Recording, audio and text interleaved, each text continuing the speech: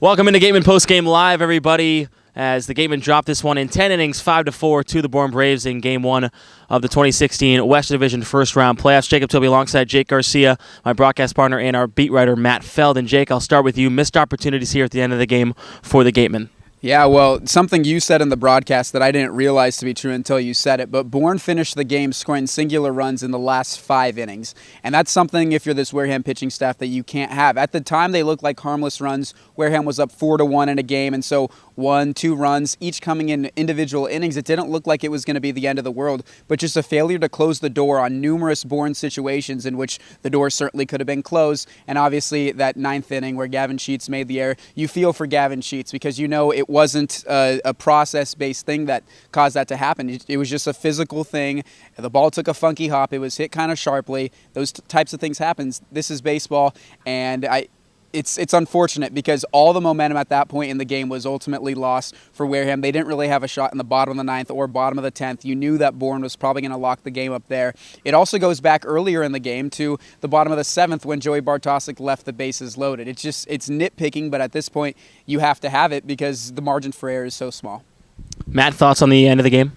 Yeah, and it kind of goes back to the top of the 8th inning when, as Jake Garcia pointed out, and you pointed out in the broadcast, the Bourne Braves tallied a run to make it 4-3, and Ryan Semler can't complete the inning. As a result, Jake Mathis has to come in the 8th inning, and we've seen him do him so much before that we think it's just regular. But for someone to come in here in a high-pressure situation and still have to get a 5-out save, get the last 2 outs of the 8th against, I believe it was Yurchek and McKinnon, and then come back out for the 9th inning, that's a tall order. And obviously Mangum, who's been the jump starter for this Brave offense all season long, does it again in the 9th inning with the 1-out single. And the play of the game is Gavin Sheets having to go field that ball in foul territory in the top of the 10th. It allows Mangum to go all the way to third base, or excuse me, I believe it was Mendoza, go all the way to third base, and that ultimately scores on the 2-out single. Could have been a play at the plate there if Bartosik had made a good throw. So all in all, just a very frustrating last couple of innings, and it comes down to simple fundamentals, and that's the thing that's so frustrating about this loss. Starting a discussion, did the Gatemen lose this one, or did Bourne simply win it? I'll go with both. Bourne scoring runs in the final 5 innings definitely isn't something to just push under the rug. I think it's something that was very real in this game and just a testament to both their players and I'll go as far as even saying their fans tonight because their fans were into this game and you wonder if anything at all was caused by the fans literally willing this team to pull out a victory. But I think most importantly, this one's on Wareham and you take the loss and you learn from it. There's nothing else you can do at this point.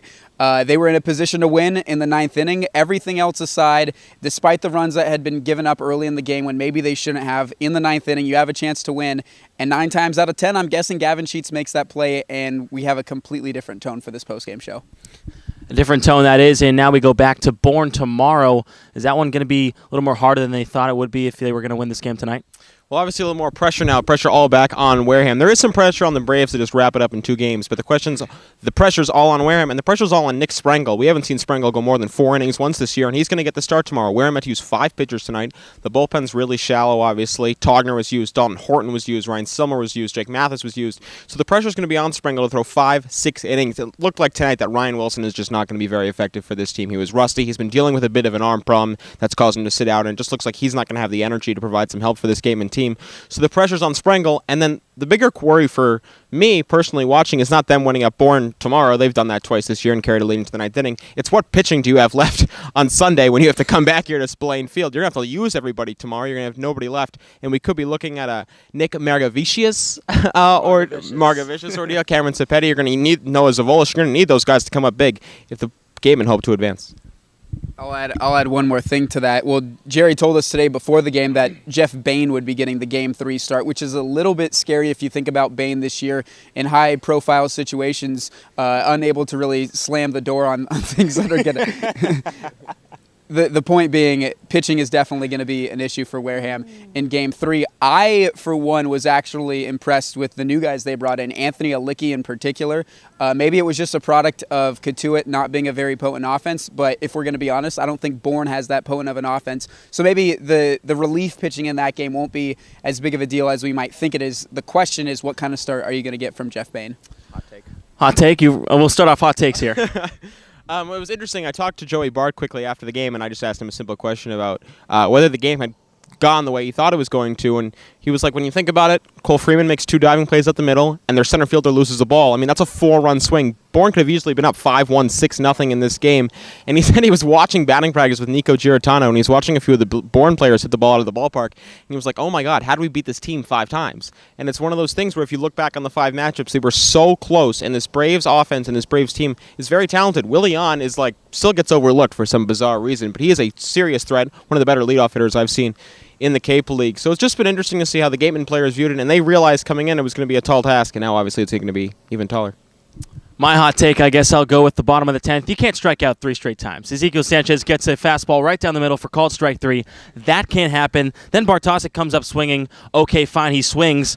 Adrian Tovalin cannot go down looking. He can't go down looking. You have to swing. The game's on the line. You're down by a run. Swing the bat. Maybe you'll hit a home run. He's done it 3 times this year. You have to hit a home run, or you at least have to get the ball out of the infield. You can't go on a called strike 3. That's my hot take. Sizzling. I think this kind of goes back. We're at a point in the season now, facing elimination, this team is rather, that it's going to put Jerry Weinstein's coaching philosophy to the test. Tomorrow night in an elimination game, what is he going to do strategically to put his team in the best position to win? Because tonight, it was a little bit of mixing and matching and dipping in and dipping out of the strategy that's worked for him all season long, and that's let the players play the game. It's gotten them 25 wins, but in the playoffs, you wonder if that's the recipe that's going to take you the farthest way. And I think it'll be really interesting to see how not only the players respond tomorrow, but how Jerry responds tomorrow. He was very blunt before the game and after the game, saying that this is baseball, this happens. And he's right in a sense. With that being said, you hope the process doesn't take a 180 all of a sudden when the most important game of the season is before us. All righty, you heard the thoughts here on Game and Postgame Live. For Jake Garcia, for Matt Feld, I'm Jacob Toby. Catch us tomorrow at Dorn Park for a 6 p.m. first pitch. Game 2, Bourne leads this series 1-0. We'll wrap it up here from Splain Field. Thanks very much.